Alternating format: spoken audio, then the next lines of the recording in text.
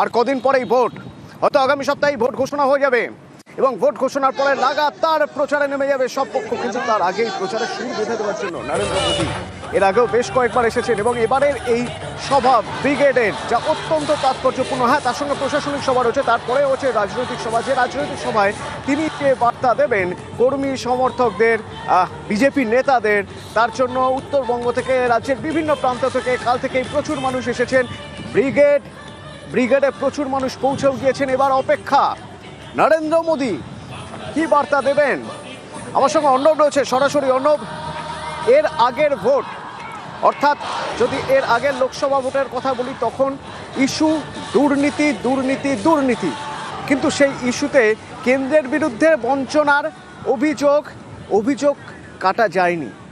অর্থাৎ লোকসভা ভোটে কিন্তু সেভাবে দাগ কাটতে পারেনি বিজেপি।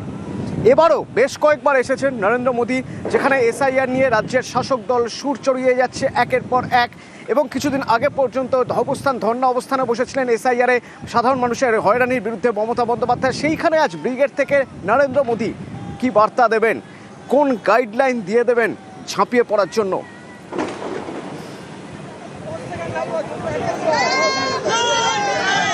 অতনু, একেবারে তুমি যথার্থ প্রশ্ন করেছো এবং বঙ্গ বিজেপির চার প্রধান মুখ শুভেন্দু অধিকারী, শ্রমিক ভট্টাচার্য, সুকান্ত মজুমদার এবং দিলীপ ঘোষ, এই চারজন যে কথাই বলুন না কেন বাংলার মানুষের উদ্দেশ্যে, তার গ্রহণযোগ্যতা যতটাই হোক তার থেকে 100 গুণ বেশি গ্রহণযোগ্যতা যদি প্রধানমন্ত্রী নরেন্দ্র মোদী কিছুটা বাংলায় বলেন এখানকার যারা বিজেপি কর্মী তাদের উদ্দেশ্যে এবং সোশ্যাল মিডিয়া বা সংবাদ মাধ্যমের উদ্দেশ্যে, এই বাংলার মানুষকে তার গ্রহণযোগ্যতা অনেক বেশি। তাই প্রধানমন্ত্রী নরেন্দ্র মোদী এখনো পর্যন্ত এ রাজ্য হোক বা দেশের হোক 1 নম্বর ক্রাউড পুলার বিজেপির জন্য। সেই নরেন্দ্র মোদী ঠিক ভোটের যখন ঘোষণার সন্ধিক্ষণ, একটা আগামী 72 ঘন্টায় হয়তো ভোট ঘোষণা হতে পারে, নির্বাচন কমিশন সূত্রে এমনটাই আঁচ পাওয়া যাচ্ছে, তার ঠিক আগে যে পোশাকি নাম দিয়ে এই সভা করা হচ্ছে পরিবর্তন সংকল্প সভা। 2011 সালে আমরা যদি পিছিয়ে যাই, আমরা দেখব ঠিক পরিবর্তন চাই স্লোগান, বিভিন্ন হোর্ডিং পড়েছিল তৃণমূল কংগ্রেসকে ক্ষমতায় আনার জন্য। সেই পরিবর্তন শব্দ কিন্তু এবার বিজেপি নিয়েছে এবং পরিবর্তন সংকল্প সভা, যা যাত্রা ইতিমধ্যেই 5 দিনে শেষ হয়েছে 10 মার্চ, এবং এখান থেকে বার্তা দেওয়া।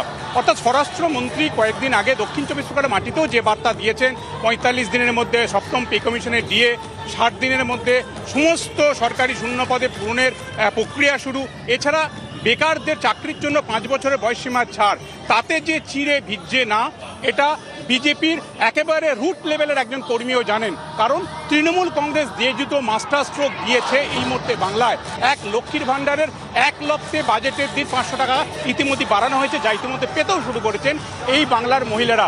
ইতিমধ্যে প্রায় 2 কোটির বেশি উপভোক্তা রয়েছেন মহিলা এই লক্ষ্মীর ভাণ্ডার থেকে সরাসরি উপকৃত এবং পরীক্ষিত সত্য টাকা মহিলারা পান।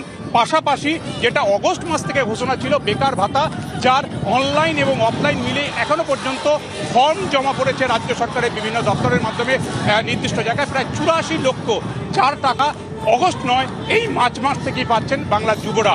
এই অবস্থায় এই দুটো মাস্টার স্ট্রোকের কি করে কৌশলে বিজেপি তার মোকাবিলা করবে? একটা কৌশল তো এখানে খুব স্পষ্ট অর্ণব, এখানে একটা কৌশল ভীষণভাবে স্পষ্ট, যেখানে রাজ্যের শাসক দল বারবার বিজেপিকে বিধে এসেছে বাংলা বিদ্বেষী, বাঙালি বিদ্বেষী বলে, এবং বাঙালিদের অস্মিতাকে আঘাত করে ভাজপা। এই অভিযোগ যখন বারবার তৃণমূল করে এসে, ঠিক সেখানে দাঁড়িয়ে আজ যখন নরেন্দ্র মোদী ভাষণ দেবেন, আমি দেখতে পাচ্ছি মঞ্চটা দক্ষিণেশ্বরের মন্দিরের আদলে বানানো হয়েছে। যে দক্ষিণেশ্বরের মন্দির নিয়ে বাঙালিদের মধ্যে একটা আবেগ রয়েছে, সেই আবেগটা কোথাও যেন ছুঁয়ে যাওয়ার চেষ্টা, নয় কি?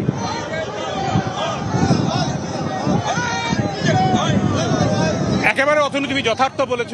এবং এই জায়গাতে বিজেপি যে হিন্দুত্বের শান দিয়ে কোনো ভোটে লড়ে, এটা বলার জন্য কোনো রাজনৈতিক গণৎকারের প্রয়োজন হয় না, কিন্তু সেই হিন্দুত্বের শানের পাশে সরাসরি কোনো একটা রাজনৈতিক মঞ্চে একটা মা ভবতারিণী দক্ষিণ শাসক দল কটাক্ষ করছে, এটা কি থিম পুজো হচ্ছে নাকি? রাজনৈতিক সভা, সেই রাজনৈতিক সভায় কেন একটা মন্দিরের আদলে মণ্ডপ হবে? এই জায়গাটা যদিও বিজেপি তার কাউন্টার দেওয়ার চেষ্টা করছে যে 2024 সালে লোকসভা নির্বাচনের আগে রাজ্যের তৃণমূল কংগ্রেসের প্রার্থীদের নিয়ে কেন র্যাম্পে হাঁটার মতো একটা নতুন স্টাইলের মঞ্চ তারা বানিয়েছিল। কাজেই তৃণমূলের কাউন্টার তারা দেওয়ার চেষ্টা করছে, কিন্তু কার্যত এই দক্ষিণেশ্বর মন্দির অর্থাৎ জয়মা কালী বলা, মায়ের কাছে যাওয়া, মায়ের শরণাপন্ন হওয়া, এবং শুধু তাই নয়, মূল 80 ফুটের এই চওড়া দৈর্ঘ্যের মঞ্চের দুপাশে বাঙালি কালচার সেটাকে ফুটিয়ে তোলা। সেটা টেরাকোটা মন্দির হতে পারে, সেটা কুচবিহারের রাজবাড়ি হতে পারে। বাঙালি আবেগ, হিন্দু ভাবাবেগ উস্কে দেওয়ার চেষ্টা।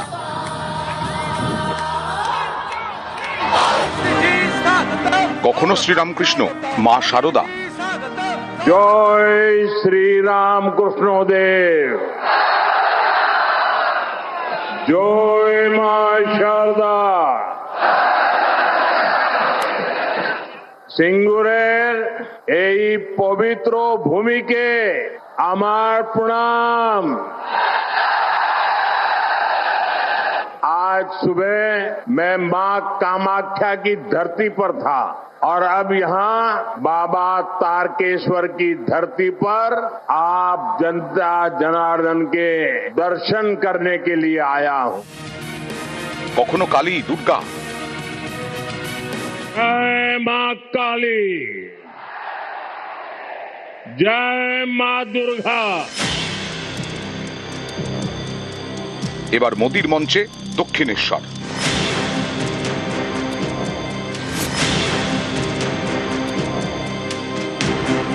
শনিবার ব্রিগেডে নরেন্দ্র মোদীর সভা, দক্ষিণেশ্বর মন্দিরের আদলে ব্রিগেডে মোদীর মঞ্চ।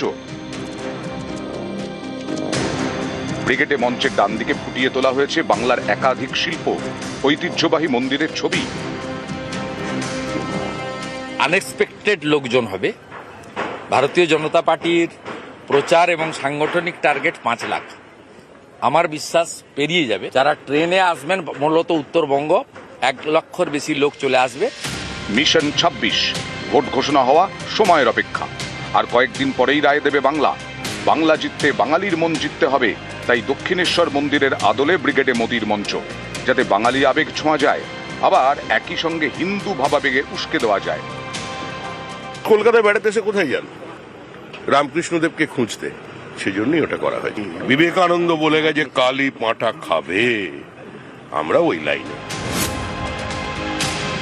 দিন পুজোর প্যান্ডেল নেই, তোরা একটা রাজনৈতিক দলের সভা। জেনে রেখে দিন, মমতা বন্দ্যোপাধ্যায় অন্তরে শ্রদ্ধা দিয়ে দক্ষিণেশ্বরের টিকিট কাউন্টার 2 দশক আগে করে দিয়েছেন দক্ষিণেশ্বর মন্দিরের আদলে। এইসব চমক দিয়ে কিছু হবে না। রাম থেকে শিফট করছেন, আমরাও নিশ্চয়ই ভগবান রামকে শ্রদ্ধা করি, কিন্তু এখানে জয় মা দুর্গা, জয় মা কালীও বলতে হবে। দেখতে পাচ্ছি আজকে সেই পথে বিজেপি আসছে। আর আমরা এটাও বলে রাখছি, ভোটের ফল বেরোবার পর এই বিজেপির এই লোকেদের জয় বাংলা বলিয়েই আমরা ছাড়ব। মাননীয় নরেন্দ্র মোদীজি বেলুড় মঠে রাত্রি যাপন করেছেন। এর থেকে কি বাংলা সংস্কৃতিকে নিয়ে কি বলছেন? বাংলা ভাষাকে ক্লাসিক্যাল ল্যাঙ্গুয়েজের মর্যাদা দিয়েছেন। এসব কেন বলতে হবে? কেন এ চক্করে আমরা ঢুকবো বলুন তো? যে লোকটা এই পার্টিটা তৈরি করেছে তার নাম ধুতি পাঞ্জাবি পরা বাঙালি ডক্টর শ্যামাপ্রসাদ মুখার্জি। নিউজ 18 বাংলা।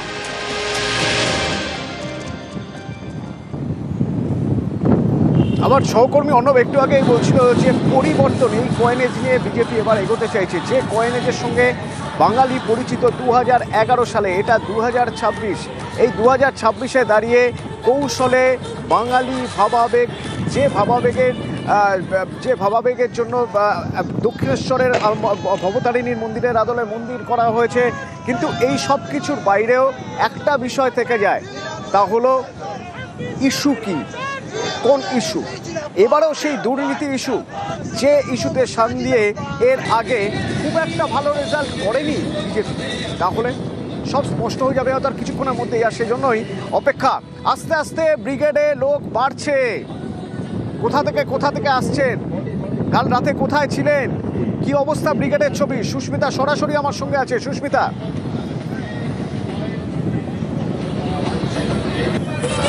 দেখো, ব্রিগেডের মঞ্চের প্রস্তুতি যেমন এই মুহূর্তে সারা, ঠিক তেমনই ব্রিগেড কতখানি পূর্ণ করতে পারবে বিজেপি, সেই প্রশ্ন ওই রাজনৈতিক মহলে সবচেয়ে বেশি জোরালো ছিল। তার কারণ ব্রিগেডের ময়দান মানেই শক্তি প্রদর্শনের জায়গা। বিধানসভা নির্বাচনের আগে ব্রিগেডের ময়দান ভরাতে পারলে এই বিধানসভা নির্বাচনের ফলাফলে তার ইতিবাচক প্রভাব পড়বে, এমনটাই অন্তত রাজনৈতিক মহল মনে করে। সেই মোতাবেক আজকের ব্রিগেডের জনসমাবেশ বিজেপির কাছে অন্তত মাঠ ভরানো চ্যালেঞ্জের, এবং সেই মোতাবেক আমরা দেখতে পেয়েছি গতকাল থেকেই বিভিন্ন দিক থেকে সাধারণ মানুষ, কর্মী সমর্থক তারা এসে জমায়েত শুরু করেছিলেন শহর কলকাতায়। হাওড়া, শিয়ালদা, ইস্টবেঙ্গল মাঠের পেছনের ময়দান, সব জায়গাতেই সাধারণ কর্মীদের জন্য থাকা খাওয়ার ব্যবস্থা করেছিল বিজেপি। এই মুহূর্তে মঞ্চের ছবিটা একবার দেখাতে বলবো, আমার চিত্র সাংবাদিক রয়েছে এই মুহূর্তে, অসিত দেখানোর চেষ্টা করবে একবার যেভাবে ব্রিগেডের ময়দানের ছবিটা। তার কারণ বেলা যত গড়াচ্ছে কর্মী সমর্থকরা তারা কেউ হাওড়া, কেউ শিয়ালদা, যে সমস্ত রেল স্টেশনগুলি রয়েছে মূলত উত্তরবঙ্গ থেকে যে ট্রেনগুলি গতকাল 16টি ট্রেন যেগুলি মূলত উত্তর কলকাতা থেকে ইতিমধ্যেই এসে, উত্তরবঙ্গ থেকে ইতিমধ্যেই এসে বুঝেছেন, সেই কলকাতা, সেই বিভিন্ন জেলার যারা কর্মী সমর্থক, কেউ ঝাড়গ্রাম, কেউ বাঁকুড়া, কেউ বীরভূম, কেউ পুরুলিয়া, কেউ বা আবার সুদূর উত্তরবঙ্গ, দার্জিলিং, কোচবিহার, বালুরঘাট, দিনাজপুর, সেই সমস্ত এলাকা থেকে কর্মী সমর্থকরা এই মুহূর্তে ভিড় জমাতে শুরু করেছেন। এবং গোটা ব্রিগেড ময়দান বিজেপি গতকাল থেকে যেভাবে সাজিয়ে তুলেছে, চারিদিকে যে গেরুয়া পতাকা, তাদের যে দলীয় চিহ্নের পতাকা, সেই পতাকা এই মুহূর্তে ভরে উঠেছে। তার সঙ্গে অবশ্যই কিন্তু যে ইস্যুর কথা বলছিল সুস্মিতা, পরবর্তীতে তোমার সঙ্গে কথা হবে, সময় ঘটে যাচ্ছে, কথা বলছিলে একবার শুনবো তুমি কি বলছেন। এই যে দেখছেন মানুষ আসছে, এখনো কিছু দেখেননি, আরো আসবে, কারণ মানুষ বদ্ধপরিকর তৃণমূল নামক গভীর অসুখ থেকে তারা মুক্তি দেবে। যারা মনে করেছিলেন ভয় দেখিয়ে খুন করে বিজেপিকে শেষ করে দেওয়া যাবে, তো আমরা সেখানে দাঁড়িয়ে আছি। এটা শ্যামাপ্রসাদের পার্টি। আজ থেকে 75 বছরের বেশি আগে শ্যামাপ্রসাদ মুখার্জি দাঁড়িয়েছিলেন যখন এখান থেকে উদ্বাস্তুদের স্রোত আসছিল, আর তাদের জন্য এই মাটিটা তিনি তৈরি করে দিয়ে গিয়েছিলেন। এই মাটিটা বহুত্ববাদের মাটি, এই মাটিটা হুমায়ুনের মাটি আমরা বানাতে দেব না। আমরা 90-এর দশকের আগে 80-র দশকে ব্রিগেড করেছি, সেদিন আমরা ব্রিগেড ভরাতে পারিনি, আজ আর খালি থাকবে না। এ জয় মানুষের জয় হবে।